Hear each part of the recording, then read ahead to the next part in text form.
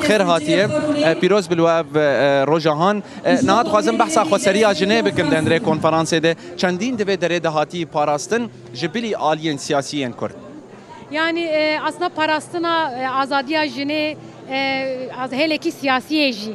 Jibona ve iro konferansı da jin be peşengtiya netewiye be peşengtiya azadiye be peşengtiya şoreşe leverin و iro rojeki diroki ya jibona gelle kurd. Çünkü em dizanın konferansa rojava em hevi dikun ki be konferansa netewiya gelle kurd.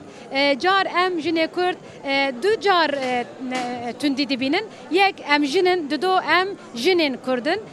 Jibona ve dagirkeri ser Kurdistan'e le dagirkeri ser Hişmendiya jineji ser vedana jineji ser hebuna jineji jibona ve hemberi dagirkeri tekoşina mena sedama tekoşina me netewiye netewbuyne jibona ve em ve konferanseji hevi dikun ku ve hestan derkevin car rojava yani em mina şandeya bakur em leverin em hewl didin ku yani çend sale çuyunu hatın navbera Rojava u Bakurê Kurdistan û Türkiye çêned bu em hewl didin ku vê hatina me bibe pengava vekirina sînorê Bakur û Rojhilatê Sûriye û Türkiye çünkü bi Sûriye bi Bakurê Rojhilatê Sûriye ra arami ev jibona Türkiye jî demokrasi peşbixine ev jibona rojlata navi jî demokrasi peşbixine jibona em gerek dibinin.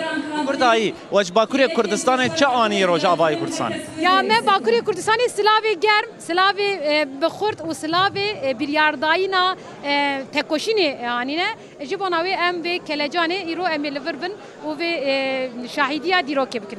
Gelek spas, gelek xêran.